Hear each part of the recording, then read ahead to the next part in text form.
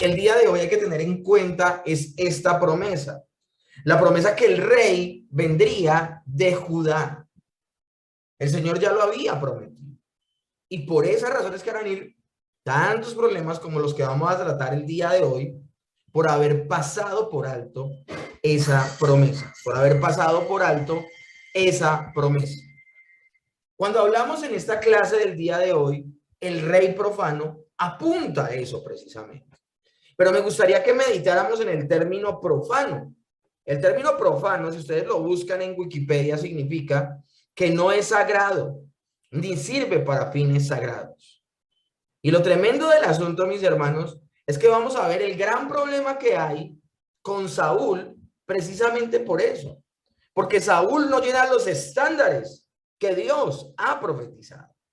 Saúl va a convertirse en el rey que aleccionará al pueblo de Dios por pedir algo que no tenían que pedir. Santiago en su libro dice, no tenéis porque pedís. Y cuando pedís, pedís mal para gastar en vuestros deleites. Algo así es lo que sucede en esta triste historia. El pueblo pide conforme a su corazón caído y no conforme a las promesas de Dios. Entonces, apuntando a eso, mis hermanos, recordemos los tres protagonistas del libro de Primera de Samuel. Samuel, Saúl y David. Y el libro de Primera de Samuel nos va a hablar precisamente de la transición del tiempo de los jueces al tiempo donde reina el rey que Dios ha llamado. Ahora, vamos a pasar del caos al orden. Eso es lo que vamos a ver en el libro de Primera de Samuel. Ahora, que el Señor traiga orden, ya lo vimos la semana inmediatamente anterior, que el Señor traiga orden va a traer situaciones muy fuertes. Una de ellas precisamente la vimos del capítulo 1 al capítulo 7, cómo el Señor tenía que remover ese liderazgo impío, ese liderazgo espiritual que no tenía temor de Dios. Y antes de que se apagara la lámpara, el Señor, a través de una mujer que despierta su espíritu, despierta su corazón y pide tener un hijo, lo consagra al Señor. Y de ahí viene Samuel. Este Samuel que es llamado muy pequeño, desde muy pequeño para servir al Señor. Bueno, es consagrado desde antes de nacer. Y desde muy pequeño, es decir, los 5 o 6 años, empieza a servir en la casa de Dios. Y alrededor de los 8 años, el Señor le habla y le da la primera profecía que es que va a remover a ese liderazgo impío. Lo que hablábamos en esa oportunidad era que el Señor levantaba al humilde y destruía al orgulloso y al soberbio. Que el Señor no iba a permitir que ni el hombre, ni sus servidores, los sacerdotes, ni el pueblo en general, ni sus enemigos se burlaran de él, sino que él mismo era el que iba a hacer respetar su nombre. Eso fue lo que vimos la semana inmediatamente anterior. El día de hoy vamos a hacer un pequeño resumen de la segunda sección, que es del capítulo 8 al capítulo 31, generalidades. Porque llega un momento donde del capítulo 8 al capítulo 31 se entrelazan las historias de Saúl y de David, los dos primeros reyes de Israel. Hoy solo nos vamos a enfocar a Saúl.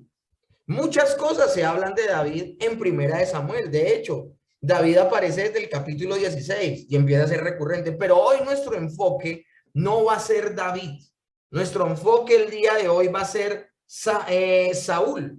Ya tendremos tiempo de enfocarnos en David.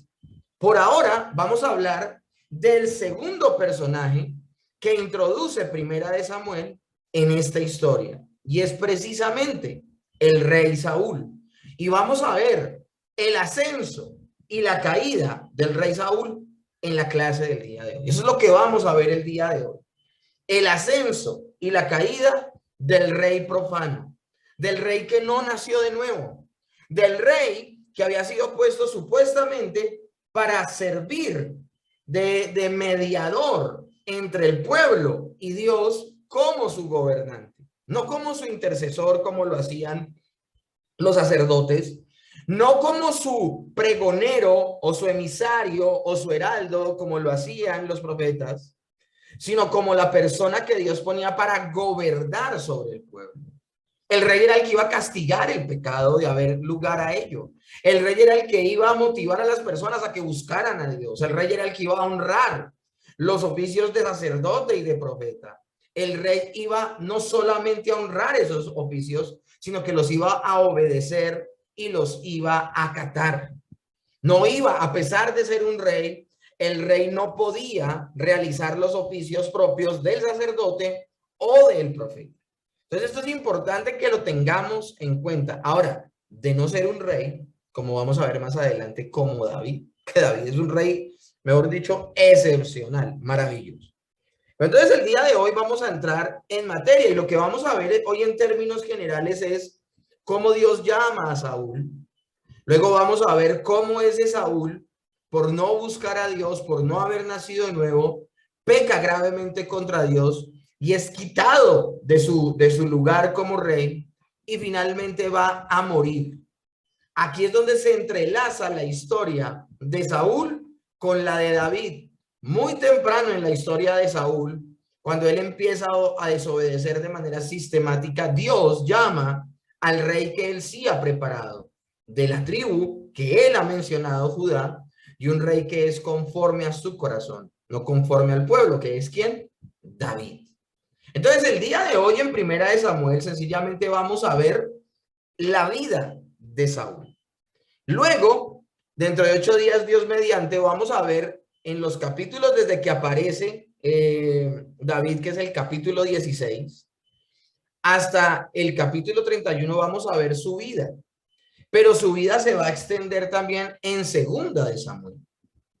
En el capítulo del 1 al 20 vamos a ver toda la continuación de la vida de David que comienza en Primera de Samuel capítulo 16 y finalmente veremos en una última clase el capítulo 21 al 24 donde será un epílogo del libro. Eso es lo que estaremos viendo. Entonces tenemos enfrente de nosotros la clase del día de hoy, la que veremos en 8 días centrados en la vida de David y otra más donde hablaremos de un cierre del libro, de un cierre de el gobierno precisamente de David y las enseñanzas que vienen, como lo vamos a hacer el día de hoy con el rey Saúl. Hoy vamos a ver la vida del rey Saúl, hoy vamos a ver el reinado del rey Saúl, el comportamiento del rey Saúl, y bueno, vamos a encontrar también lecciones para nuestra vida, y aún dentro de la historia del rey Saúl vamos a ver cómo el evangelio de alguna manera se vislumbra y cómo vemos la necesidad nuevamente de un mediador, de un plan de salvación y precisamente del nuevo nacimiento. Entonces, capítulo 8 al capítulo 31, enfocándonos exclusivamente en Saúl. Como lo hemos mencionado, mis hermanos, Israel ha pedido un rey. Y dice Génesis 49 del 8 al 12, texto que no vamos a poder perder de vista, porque eso es lo que nos va a permitir ver que esto que comienza muy temprano en el libro va a terminar mal. Dice Génesis 49 del 8 al 12, cuando Jacob, siendo ya Israel en Egipto, le profetiza a sus 12 hijos y entre ellos a Judá. Judá, te alabarán tus hermanos. Tu mano está sobre el cuello de tus enemigos. Los hijos de tu padre se inclinarán a ti. Cachorro de león, Judá, de la presa subiste, hijo mío. Se encorvó y se echó como león viejo, ¿quién te despertará? No será quitado el cetro de Judá, ni el bastón de mando de entre sus pies, hasta que llegue Silo. A él se congregarán los pueblos. Y este versículo es impresionante, mis hermanos, porque en ese versículo se está anunciando proféticamente que los reyes de la nación de Israel se levantarán desde la tribu de Judá exclusivamente. Hay que dejarlo categóricamente claro. Y que no faltará rey de la tribu de Judá hasta que llegue Silo. Apuntando a nuestro Señor Jesucristo, al Mesías, al Redentor, al prometido en Génesis capítulo 3, verso 15, en el protoevangelio. Fue categóricamente claro el Señor. Pero se acercan los líderes, se acerca el pueblo en general, y olvidando la promesa que Dios le hizo a los patriarcas por boca de Jacob, ya siendo Israel, exaltando a Judá en medio de sus hermanos como el que gobernará, ellos piden un rey, pero ellos piden un rey conforme a los reyes de la tierra. Dice Primera de Samuel, capítulo 8, del 5 al 6. Y le dijeron, el pueblo le está diciendo a Samuel, y le dijeron, he aquí, tú has envejecido. Miren cómo hemos pasado de la clase inmediatamente anterior, ver cuándo comienza el ministerio de Samuel, siendo muy pequeño, a este momento donde Samuel ya es viejo. Lo tremendo del asunto, mis hermanos, es que debemos nombrar que Samuel fue el juez más destacado de toda la época de los jueces, porque él no solo fue juez, él fue profeta, ya hizo las funciones de sacerdote. Todo eso hizo Samuel. Y la palabra de Dios dice que las palabras que Dios le dio a Samuel, ninguna cayó en tierra.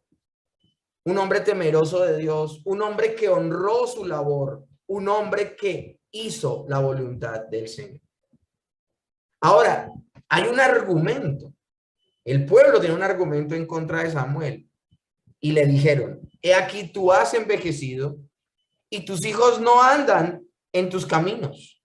Por tanto, constitúyenos ahora un rey que nos juzgue como tienen todas las naciones. Pero no agradó a Samuel esta palabra que dijeron, danos un rey que nos juzgue. Y Samuel oró a Jehová.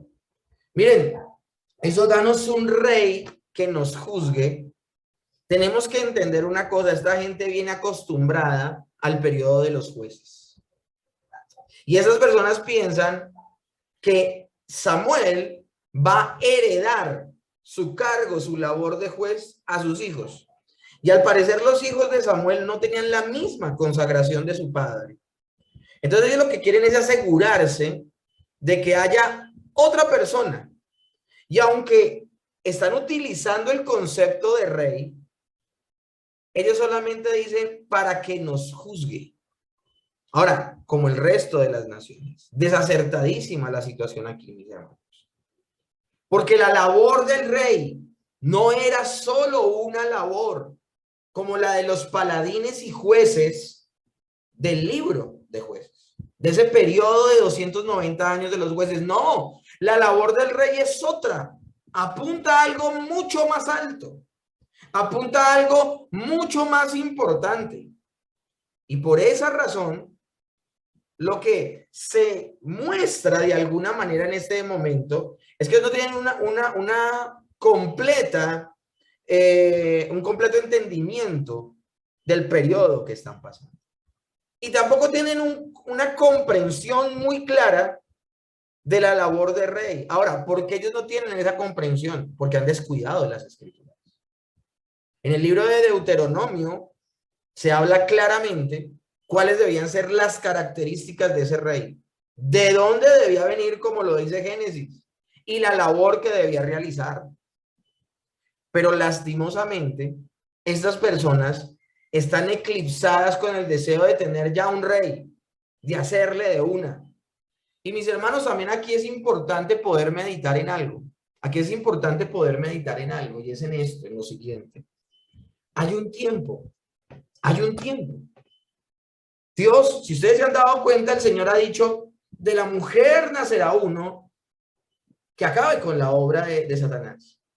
Pero había un tiempo para que eso se cumpliera. Bueno, mis hermanos, también había un tiempo.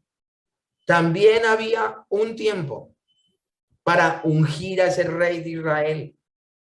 Si ustedes se dan cuenta, Samuel muere ya cuando David, escúchenme bien, ha sido ungido como rey de Israel. Entonces, mis hermanos, debemos entender, si el pueblo no se hubiese apresurado, si el pueblo no hubiese presionado a Samuel y si no hubiesen rechazado, escúchenme bien, rechazado al juez que Dios les había puesto, esto que vamos a contar el día de hoy no habría sucedido. Dígame en qué momento en el libro de los jueces, mientras está en ejercicio el juez, se levantó el pueblo para decir, oiga, pónganos a otro. ¿Dónde? No está mal el concepto de querer un rey, pero si iban a tomar el concepto de tener un rey, debía ser el concepto bíblico, debía ser el concepto escritural. Dios había establecido las normas para que se levantara ese rey. No era el rey que el pueblo escogiera en el tiempo que el pueblo quisiera y para lo que el pueblo quisiera. Por eso esto va a salir tan mal. Por eso esta situación, estos 40 años de reinado de Saúl van a salir tan mal. Porque, mis hermanos, no era el tiempo de Dios. Desde antes de la fundación del mundo, el Señor ya había establecido que ese rey era David. Entendamos algo, mis hermanos. David no es el plan de contingencia de Dios. No, este Saúl hizo un trabajo terrible. ¿A quién llamo ahora? A David. No, así no es. Ahora el Señor, aún en medio de la maldad de las personas, en medio de los desaciertos de las personas, Él se va a glorificar. Esto es lo maravilloso. Y aquí lo que vemos es que un pueblo con las motivaciones incorrectas, en el tiempo incorrecto y con los deseos incorrectos, se fijan en la persona incorrecta. Dice la escritura, primera de Samuel 9:2, y tenía él un hijo que se llamaba Saúl, joven y apuesto, tanto que entre los hijos de Israel no había otro mejor que él. De los hombros arriba era más alto que cualquiera del pueblo. Primera de Samuel capítulo 9, verso 2. ¿Qué hizo la gente, mis hermanos? Ellos se fijaron en el exterior. En el exterior. Lo que veían por fuera. Ignoraron lo que había en el corazón. Y esto se va a volver muy importante. Entonces va a volver muy importante esta máxima. Se va a volver muy importante dentro del libro y dentro de esta historia. Porque uno dice que gente tan perversa, no fijarse en el interior, en el corazón, no darse cuenta que ese hombre que viene de esa tribu, ese Saúl, no teme a Dios. Bueno, mis hermanos, es que no es tan fácil. No es tan fácil. Estamos hablando de Samuel. Estamos hablando de este hombre que no le agradó lo que está pidiendo el pueblo. Y ustedes se van a dar cuenta en el mismo 1 Samuel capítulo 8, que el Señor les dice, haz como ellos te dicen. Haz como ellos te dicen. Porque no te han rechazado a ti, sino que me han rechazado a mí, dice Dios. Haz como ellos te piden. Porque no te han rechazado a ti, sino me han rechazado a mí. Esa declaración, mis hermanos, le da fuerza a lo que les estoy diciendo. ¿Por qué el afán de estas personas de escoger una persona que gobierne en vida del juez que está? Si el argumento que ellos tienen son sus hijos, si el argumento que ellos tienen son sus hijos que no van a ser dignos sucesores de Saúl, de Samuel, perdón, pues mis hermanos, tómense el tiempo para escoger una persona según lo dijo el Señor en las Escrituras. Y segundo, pregunten a los profetas, pregúntenle a la persona que en ese momento está ejerciendo una gran labor como Samuel, ¿es el tiempo de establecer rey? Pero ellos no preguntan, ellos no están honrando las instituciones al querer rey. Querer rey no fue el problema. Hay personas que enseñan que es que, ¿cómo piden rey? No, el problema no fue lo que pidieron, sino cómo lo pidieron y basándose y en el tiempo que lo hicieron. Entonces, cuando el Señor le dice a Samuel, no te han rechazado a ti, sino me han rechazado a mí, lo que está diciendo Dios es, ellos no están siguiendo lo que dice la Escritura. Y déjalos. Eso, mis hermanos, es cuando el Señor entrega a las personas a la dureza de su corazón. Eso es lo que hemos hablado tantas veces. Cuando el Señor dice, déjalos, haz como ellos te piden. O sea, lo peor que le puede pasar a una persona es pedir cosas incorrectas y que se le concedan. Es lo peor que puede suceder. Porque nosotros nos vamos a dar cuenta cómo este Saúl se vuelve de duro contra el pueblo. Vamos a ver más adelante. Acá sencillamente queríamos hacer la reflexión de qué es lo que está sucediendo. Y precisamente, como dice Primera de Samuel capítulo 9, ungen a Saúl porque era el que le agradaba al pueblo. El pueblo lo que veía era que era apuesto, que era de hombros arriba, que era el más alto de todo el pueblo, que era fuerte, que supuestamente los iba a defender. Y eso se va a volver clave en el libro porque cuando Samuel quiere ungir al rey de los hijos de Isaí, nos vamos a dar cuenta de lo que el Señor le dice. Le dice, el hombre se fija lo que tiene enfrente, mas Dios ve el corazón, mas Jehová ve el corazón. Y se lo está diciendo Dios a un hombre tan santo, tan consagrado y tan obediente como Samuel. Entonces, imagínate, ¿qué esperar del pueblo? Si el pueblo está pidiendo bajo sus propias condiciones, ¿qué esperar? ¿Qué es lo que sucede? Que el pueblo ven en Saúl una persona excelente, el mejor candidato para ser rey. Pero lo que en realidad Dios está viendo es que Saúl tiene fallas de carácter. Es deshonesto, no es íntegro, es orgulloso, desobedece la ley. Y todo esto anteriormente mencionado lo descalifica como rey. Entonces, ¿por qué el Señor permite que Samuel unja a un rey que no tiene las características? ¿Por qué lo permite el Señor? Mis hermanos, es una señal de cuando el Señor endurece el corazón de las personas. Sí, vamos a pasar del caos al orden, pero esa transición del caos al orden no va a ser sencilla. Alguien decía alguna vez, esto antes que mejore, empeorará. Es más o menos lo que les estoy diciendo.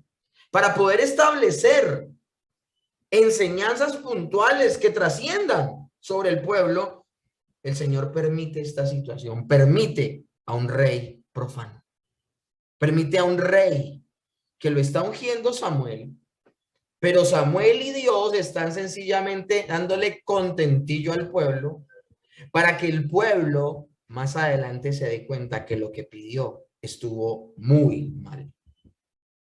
Deuteronomio 17 del 18 al 20 dice, cuando haya sido coronado el rey y se siente en el trono, deberá copiar este libro de la ley que llevan los sacerdotes y levitas.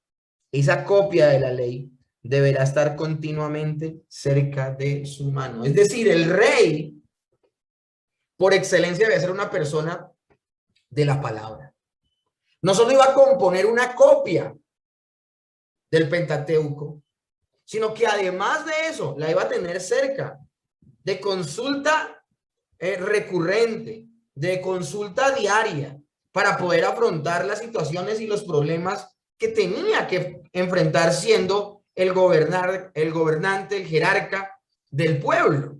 Ahora, es bueno hacer una diferencia entre los reyes de las naciones y los reyes que iban a ser reyes que vinieran de la tribu de Judá, los reyes de la nación de Israel.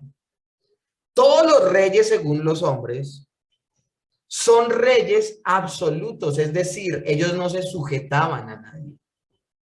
Ellos eran los máximos monarcas. Ellos eran los reyes que mandaban sobre todos y nadie mandaba sobre ellos. Eran reyes absolutos. Esos eran los reyes de las naciones.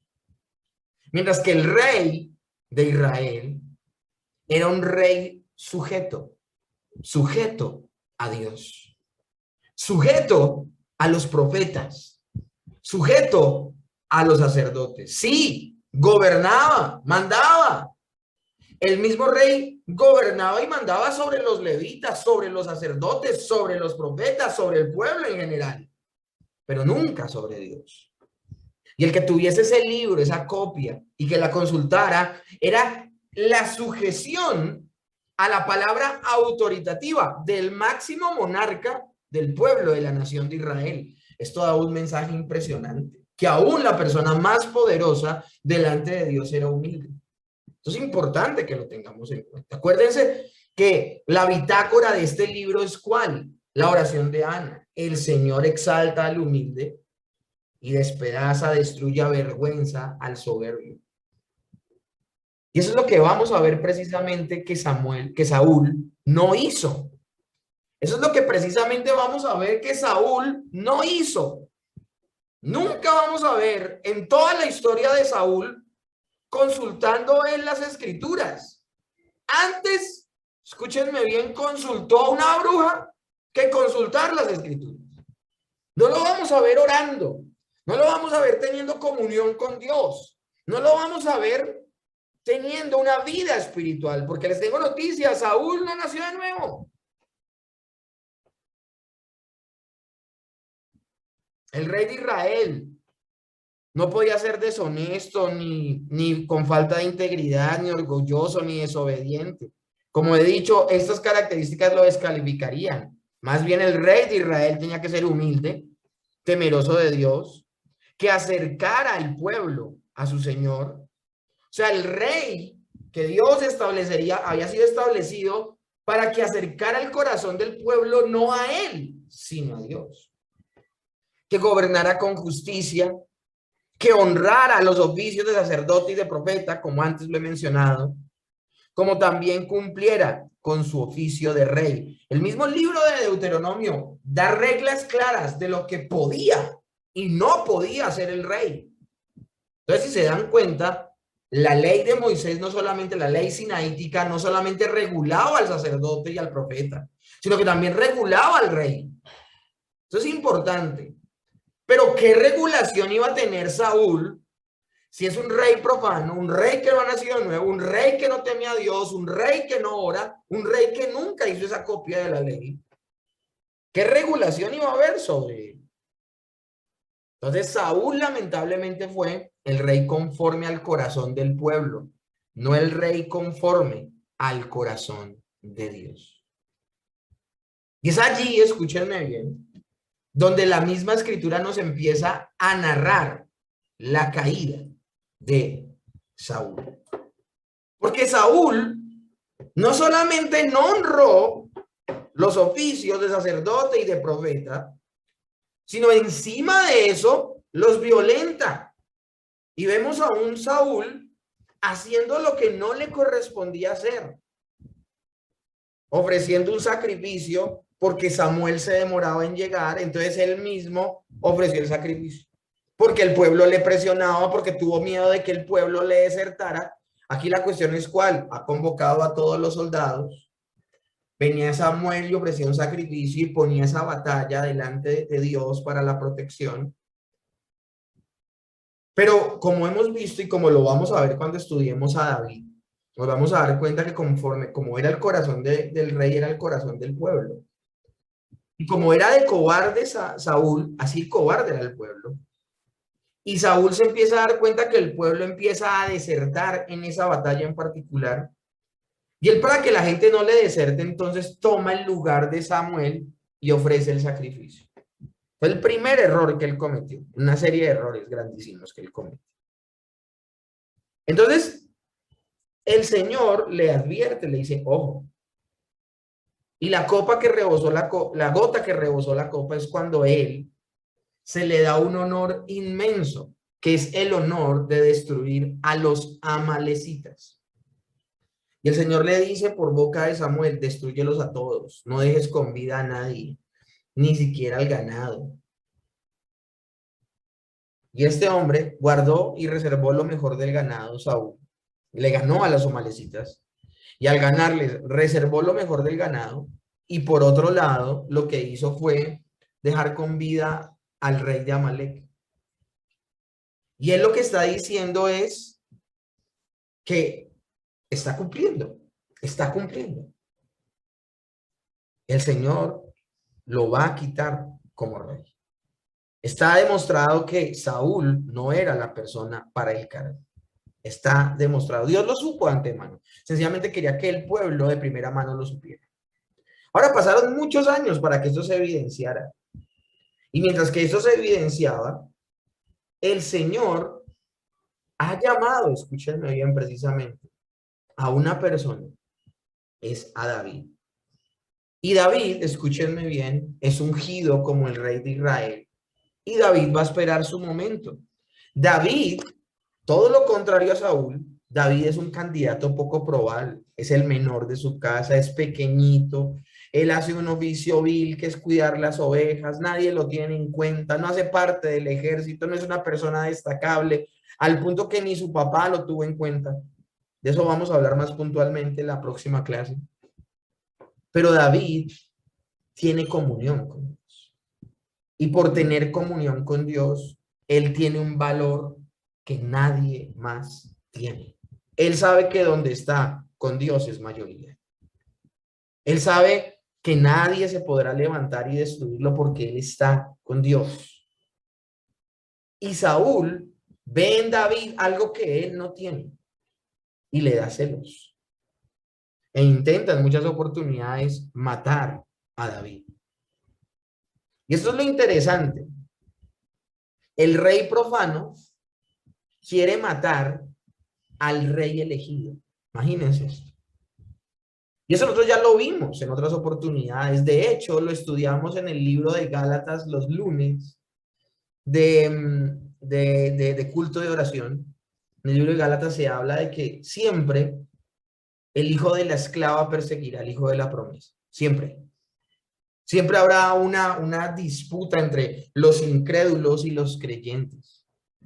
Los incrédulos tratarán de destruir a los creyentes. Siempre habrá eso. Y eso es lo que estamos viendo aquí con Saúl. Saúl, el rey profano, quiere asesinar al rey elegido, al rey escogido. Ahora, el rey escogido teme tanto a Dios que nunca le tocará un solo pelo al rey que ha sido nombrado. Porque finalmente fue nombrado por Samuel obedeciendo a las órdenes de Dios. Querámoslo, no es la persona que ha sido puesta allí. Y el que lo puso es el único que lo va a quitar. Entonces miren esta cuestión tan tremenda. Es aquí donde empezamos a ver diferencias categóricas entre Saúl y David. Saúl, que es una persona que no ha nacido de nuevo, se quiere librar de aquel que ha sido elegido por Dios. Mientras que el elegido por Dios, que es David, no se quiere librar de Saúl, porque él va a dejar que sea Dios el que obre, va a ser Dios el que actúe. Muchas veces intentó Saúl matar a David, y por lo contrario, muchas veces tuvo la oportunidad David de matar a Saúl y no lo hizo. Y no lo hizo. Entonces vamos a ver, mis hermanos, cómo reacciona en medio de situaciones diversas Saúl y emerge ese carácter de él. No solamente en la oportunidad que se demora Samuel en llegar y toma la decisión de él sacrificar el cordero, tomando, o sea, atribuciones que nada que ver, sino que también lo podemos ver cómo actuó de mal al desobedecer abiertamente a Dios, no destruyendo al rey de Amalek y quedándose con lo mejor del ganado. Y esto es tremendo, mis hermanos, y lo voy a explicar más adelante. Sino que también cuando lo confronta Samuel y le dice, has pecado y Dios te quita del trono y va a llamar a un prójimo, a uno que es mejor que tú. A él no le importa nada de eso, sino solo le importan las apariencias. Listo, que me quite el Señor, pero que el pueblo no se entere. Finalmente, vamos a ver a un Saúl tan perdido en sus propios deseos, tan perdido en su ego, en su orgullo, en su soberbia, que no encontrará el consejo de Dios en ningún lado. En ese momento, ya en el ocaso de la vida de Saúl, ya Samuel ha muerto. Y este Saúl, que en algún momento ha echado fuera del país a todas las adivinas y a todas las encantadoras y a todas las que practican brujería y necromancia al consultar a los muertos, él ve como única alternativa consultar a los muertos, llamar a Samuel y pedirle consejo, porque está desesperado. La situación espiritual de Saúl era gravísima desde el principio. Recuerden que David tocaba el arpa a Saúl para aquietarle los demonios. Imagínense lo fuerte que se movía en Saúl. Por eso yo puedo decirles completa, absoluta y categóricamente que Saúl no nació de nuevo. Una persona que nace de nuevo es una persona que goza de la presencia del Espíritu Santo, obviamente en las condiciones que se encontraba el Espíritu Santo en aquella época, que el Espíritu Santo iba y venía de la vida del creyente, no estaba de manera permanente. Pero que la presencia del Espíritu Santo esté en la vida de una persona impide que sea una guarida de demonios. Pero es que lo que vemos es que en la vida de Saúl, frecuentemente los demonios habían hecho de ese cuerpo su casa. Y solo era David quien lo calmaba al tocar el arpa y al cantar salmos. Pues mis hermanos, en el ocaso, su situación empeoró. Y él, la única forma que él tiene para asociar, hablar con Dios, no es el orar directamente, no es el ir directamente a la escritura. Él siempre necesitó de alguien que orara por él. Siempre necesitó de alguien que leyera la palabra por él. El creyente en esa relación era Samuel y Saúl nunca. Por esa razón él necesitaba a un Samuel que viniera entre los muertos y le hablara. Efectivamente, eso es lo que sucede. Muchas personas le tienen como escepticismo a ese texto. Dicen que es un demonio disfrazado de Samuel. Pero mis hermanos, en varias oportunidades en ese pasaje, la Biblia dice, y Samuel dijo, y Samuel dijo, y Samuel dijo. Entonces la Biblia está afirmando que es Samuel. Y aunque las personas no vuelven de la muerte, porque ha sido establecido para el hombre que muera solo una vez y después de eso el juicio, eso lo dice Hebreos 9:27. Aquí lo que está sucediendo es un milagro, una situación excepcional, extraordinaria, donde Dios permite que Samuel vuelva entre los muertos. Situación excepcional que no es la única oportunidad donde sucede, porque ustedes se dan cuenta, Moisés muere, pero luego de muerto, sin haber resucitado, luego de muerto, se aparece en el monte de la transfiguración. Sí ha sucedido, sí ha sucedido. Lo tremendo es que sucede a través de esta divina, que es lo que molesta tanto. Pero es que, mis hermanos, ese era el estado en el que había dejado a Israel Saúl. Un estado donde las personas preferían consultar a los muertos que consultar a Dios. Esa es la consecuencia de poner personas en cargos de autoridad, como esta de rey, sin haber tenido en cuenta a Dios. Vas por tu cuenta. Vas por tu cuenta. Tremendo.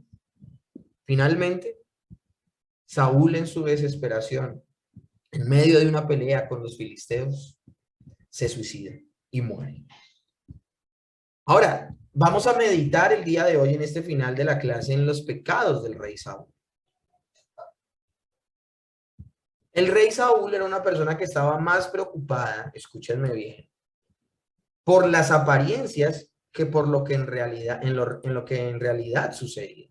Saúl estaba negando su pecado, pero la negación no hizo desaparecer el pecado. Imagínense cuando Samuel le está llamando la atención y le está diciendo, tú no obedeciste, se te mandó que acabaras con todo de Amalek. Y Saúl gritaba y decía, no, yo cumplí, yo obedecí, yo obedecí. Pero lo tremendo del asunto es que la historia nos cuenta que mientras él habla, él tiene que elevar la voz, porque el mugido de las bestias que no ha matado, obedeciendo a Dios, no permiten que su voz se escuche. Y vemos que Samuel dice, no es este el balido de las ovejas y del ganado que no mataste, el que oigo detrás de tus excusas. Una cosa, una vergüenza completa es. Preparando esta clase, mis hermanos, yo decía, ¿cómo no se debe ver de ridículo presentándose delante de Dios, dando excusas de un comportamiento pecaminoso? Y Dios diciéndonos a nosotros desde la escritura, tu pecado hace tanto ruido que no puedo escuchar las excusas de tu pecado. Recuerden que en la cruz, mis hermanos, el Señor solo limpia a los que reconocen su pecado y se arrepienten. En la cruz no son limpiados de sus pecados los que se autojustifican. Este hombre es por excelencia el ejemplo de los que se autojustifican y quieren procurar la aceptación por sí solos. Mis hermanos, nosotros nos podemos convencer a nosotros mismos y hasta podemos convencer a otras personas de que estamos en lo correcto, pero no vamos a convencer a Dios de algo que es completamente pecaminoso. Entonces, mis hermanos, ¿cuáles fueron las razones por las que Saúl no reconoció su pecado? Él en principio mostró codicia al reservar lo mejor del botín en lugar de destruirlo con Amalek. Mostró soberbia al erigir un monumento en su honor, al haber sacrificado, al haber hecho la labor que era exclusiva del sacerdote y no haber esperado a Samuel. Miren, y eso es lo tremendo. Acá quiero hacer un alto en el camino. Eso fue lo que hizo el pueblo al pedir rey. No esperaron a la muerte de Samuel. No esperaron. Y por eso hicieron algo profano. Llamar a un rey que no era el escogido y elegido por Dios. Eso lo tenemos que dejar categóricamente claro. Saúl no fue elegido por Dios. Pero Dios fue permisivo al, valga la redundancia, permitir que el pueblo tuviese el rey que quisiera. ¿Para qué? Para que se dieran cuenta de lo que estaban pidiendo. Tan mal. Pues eso es lo que está sucediendo aquí. Cuando Saúl no espera a Samuel y él hace el sacrificio, es lo mismo que hizo el pueblo. No esperaron a que terminara el ministerio de Samuel y ellos mismos tomaron la iniciativa de llamar a un rey. Eso no tiene presentación, mis hermanos. También Saúl mostró mucho cinismo al decir yo he obedecido cuando abiertamente no lo había hecho. Y mostró cobardía al culpar a los soldados de su propia desobediencia. Samuel lo confronta y le dice, ¿por qué no me esperaste? ¿Por qué quemaste este holocausto, este sacrificio que no te compete a ti hacerlo? Y él dice, es que si no lo hacía el pueblo se me desertaba, se me iba. Ellos necesitaban que hiciéramos lo que tú ibas a hacer, pero como te tardaste, pues yo lo hice, porque el pueblo me presionaba. Él culpó a otros de su propio pecado. También mostró obstinación y rebeldía al aferrarse a sus mentiras y negar a ser desechado. Él dice, no, no pueden escoger a otra persona como rey sino a mí. Él al oponerse a la voluntad de Dios, él al darse cuenta evidente que David era el elegido y que Dios lo estaba elevando, él se opone a la voluntad de Dios tratando de destruir una y otra vez a David, pero no lo logró. Y finalmente mostró vanidad pidiendo ser tratado aún como rey delante de la gente. Esto es tremendo, mis hermanos. Cuando Samuel le dice a Saúl, Saúl, Dios te ha quitado del trono. Literalmente ese día ya él no era rey. Escúchenme bien esto, él literalmente ya no era rey. Tenía las vestiduras de rey, tenía el cetro de rey, tenía todo lo que correspondía a un rey, pero ya no lo era. Ya Dios lo había quitado. Que desde el momento que fue quitado hasta que murió pasó un tiempo y él no lo quiso aceptar, es otra cosa. Pues ese es el punto. Él, escúchenme bien, le dice a Samuel, aparentemos delante del pueblo. Pero ese fue el último día que Saúl vio a Samuel. Y pasó gran tiempo después de esta situación hasta que Samuel murió. O sea, pasaron años. Y Samuel no volvió a verse con el rey Saúl porque él ya no era rey.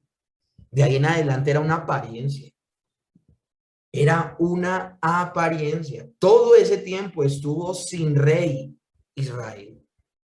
El papel que hace Saúl es terrible, mis hermanos. Entonces Saúl desobedece y es desechado.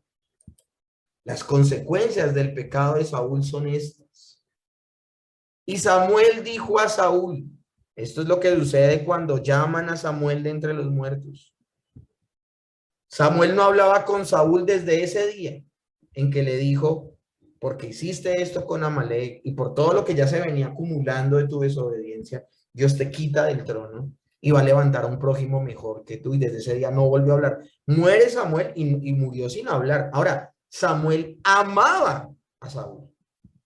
Aquí no quiero que veamos una persona indolente.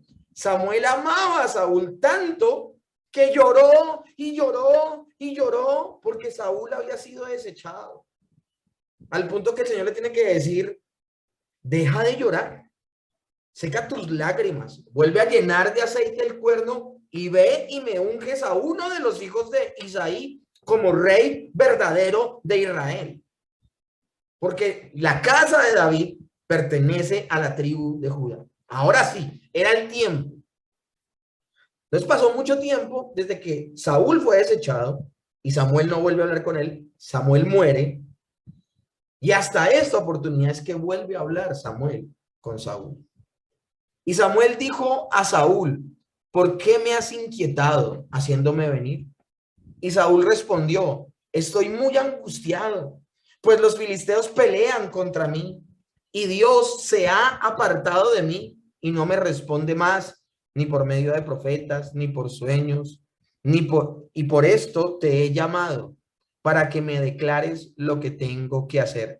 Saúl nunca tuvo como una opción la oración y la lectura de la palabra. Nunca, nunca las tuvo como opción.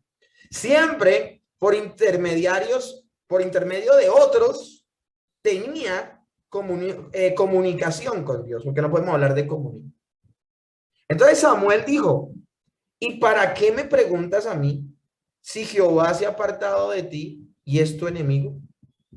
Jehová te ha hecho como dijo por medio de mí, pues Jehová ha quitado el reino de tu mano y lo ha dado a tu compañero David. O sea, aquí claramente en este texto, ahora sí le dice Samuel, ¿quién es su sustituto? David.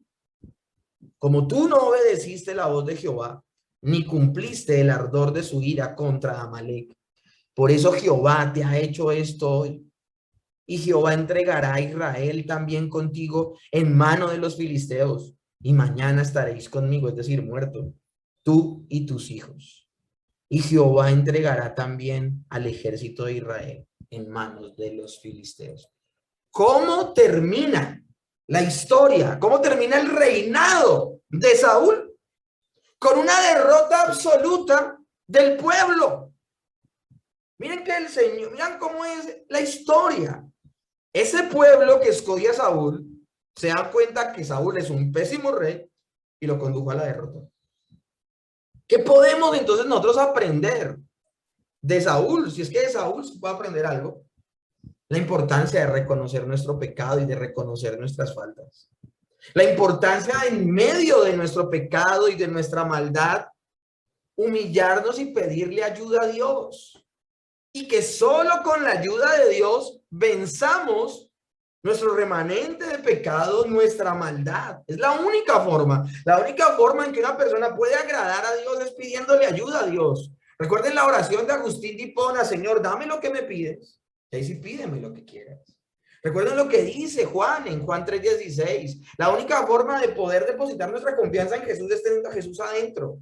La única forma de agradar a Dios es teniendo a Dios adentro.